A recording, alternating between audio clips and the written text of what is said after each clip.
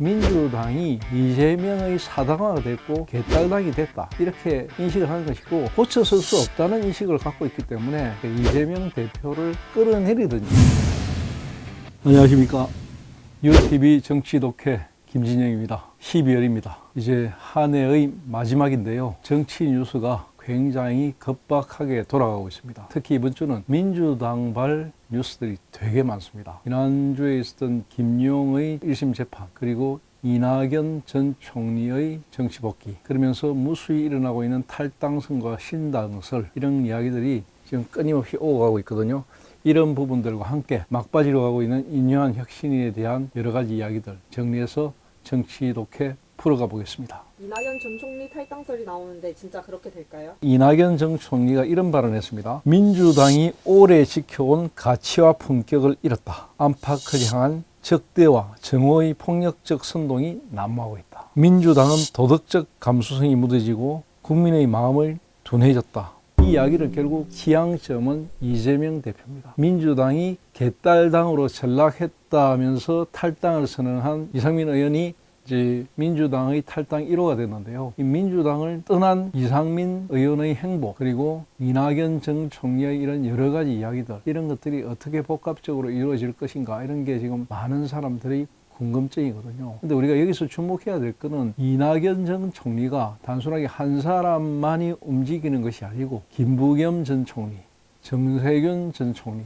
그러니까 문재인 시절의 3명의 총리가 지금 연쇄적으로 회동을 하고 있다는 겁니다. 자주 만난다는 거죠. 이 만나서 한결같은 목소리가 당의 위기 상황에 인식을 공유했다, 이런 이야기를 하거든요. 이 이야기의 핵심은 뭐냐면 민주당이 이재명의 사당화가 됐고 개딸당이 됐다, 이렇게 인식을 하는 것이고, 자신들이 생각하는 정통성을 가진 민주당은 이재명의 사당화가 된 개딸당은 아니다, 이거죠. 그러니까 호남을 중심으로 한 민주당의 재건을 노리겠다는 겁니다. 단순하게 신당 창당 이런 이야기가 아니고 신당 창당을 넘어서서 민주당의 정체성을 복원하겠다, 이런 데까지 이르고 있거든요. 그러니까 민주당의 비명계가 이제 반명계로 돌아섰고, 오히려 이제 복원 운동까지 펼치는 상황이니까 민주당 안에서도 여러 가지 이야기들이 나올 수밖에 없고요. 특히 민주당에서 비명계를 굉장히 싫어했던 친명계 그룹에서 지금 이 인식을 공유하거든요. 그러니까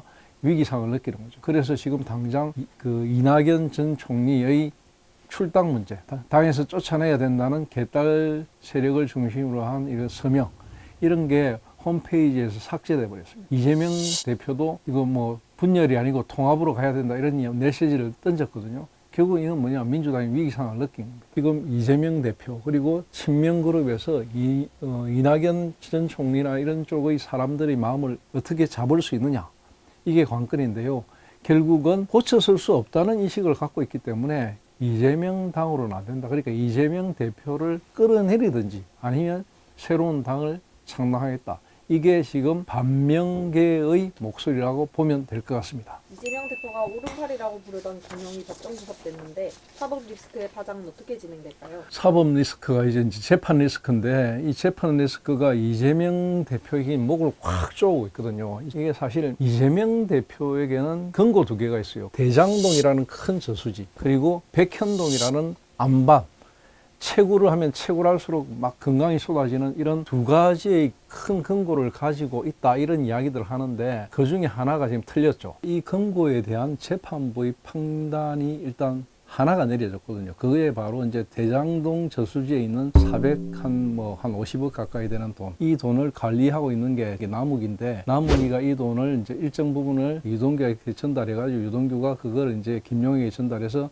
김용이 뭐 선거자금으로 썼다, 이런 이야기거든요. 그 부분에서 이제 재판부가 인정한 부분인데, 이 1심 판결의 하나는 굉장히 의미가 있는 것이, 지금까지 모두 다가 유동규 저놈은 배신자고 저놈은 굉장히 나쁜 놈이야, 저놈이 하는 말은 하나도 믿을 게 없어, 이게 이제 이재명 측근들의 이야기거든요. 이재명 측근들은 제일 위쪽에 이화영, 아래쪽에 남욱, 그리고 뭐 화천 대유를 중심으로 한 김만배, 그리고 김용, 전진상, 이런 사람들이 쫙, 머리는 이재명 대표고 나머지 몸통들은 전부 이제 그렇게 구성이 되어 있는데, 그 중에 하나, 이재명 대표가 오른팔이라고 늘 이야기했던 김용의 오른팔이 정상적인 팔이 아니야. 좀 문제가 있는 팔이야. 이렇게 법원에서 판단했거든요. 유죄 판결을 하고 법정 구속을 시켰거든요. 그러니까 이거 굉장히 치명적이죠. 잇따라 이어지는 이제 정진상과 관련된 판결, 또 이어지는 김인섭 홀딩스 전 대표의 판결, 이런 부분들이 이제 대장동과 백현동의 비밀들을 하나씩 세상으로 자꾸 드러낼 것입니다. 이렇게 되니까 이게 지금 위기 상황으로 치닫는 거죠. 이 부분들은 이재명의 단순한 어떤 사법 리스크를 떠나서 재판 리스크가 될 것이고, 이 재판 리스크는 총선까지 남아있는 시간들, 12월, 1월, 2월, 3월, 석 달 조금 넘게 남았는데, 이 시간 동안에 사법 리스크가 굉장히 속도를 낼 것이거든요. 이 속도를 내는 만큼 이재명 측근들, 그 친명계는 굉장히 심장 박동수가 올라갈 것이고, 이걸 어떻게 돌파할 것인가. 이거 매일 밤마다 우리는 지금 보지는 못하지만 회의하고 머리를 맞대고 이런 이야기를 하고 있을 겁니다. 하고 있는데 정답은 잘 안 나오죠. 왜냐하면 그 공이 전부 다 재판부로 넘어갔기 때문에 자기들이 할 수 있는 것은 이제 더 이상 없죠. 그러니까 재판을 어떻게 하면 방해할 것인가, 그런 궁리를 할 것인데 잔깨가 통할지 아마도 어려울 것이다. 조국 신당 송영길의 윤석열 탄핵당 이중사의 신당 가능할까요? 지금 당들이 참 많이 나와요. 지금 21대 때 재미를 봤던 게 위성정당인데, 이 위성정당이 막 끊임없이 나오거든요. 근데 이제 이 위성정당을 사람들이 뻔히 알기 때문에 이거 그대로 가면 망하거든. 그래서 지금 나오는 게 병리평으로 가자, 뭐 이런 이야기가 지금 민주당에서 이재명 대표 쪽에서 나옵니다. 잘 싸우고 졌다, 이건 말이 안 된다. 그 이야기는 뭐냐면 이번 총선에서 자기 편을 최대한 많이 비례대표로 만들어가지고 친 이재명 체제로 더욱 민주당을 공고히 하겠다. 이게 이재명 대표의 계산이거든요. 왜냐? 총선이 끝나고 난 4월 이후에 민주당의 대표직을 계속 유지하면서 친명 체제가 공고하게 구축이 돼야만 이재명은 살아남아서 다음 대선에 후보로 오를 수 있단 말입니다. 그걸 놓아야 되기 때문에 이재명 대표는 이번 총선이 굉장히 중요하고, 지금 몸이 완전히 달아올랐어요. 달아올랐기 때문에 자기 사람들을 자꾸 심어야 되는 쪽으로만 생각을 합니다.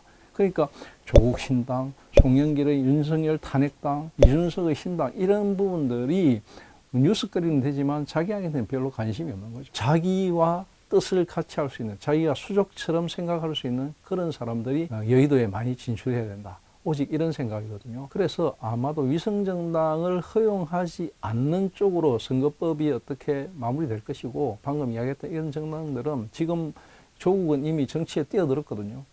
송영길은 자기의 비루한 과거사들이 전부 세상에 드러나고 있는 것들을 가능한 한 최대한 막아야 되겠다는 생각으로 자꾸 강성 발언을 하거든요. 이준석은 신당이 이미 이제 유통기간이 넘었었거든요. 냉장고에서 나와서 시간이 지나다 보니까 신선감이 떨어지고 상하고 있거든.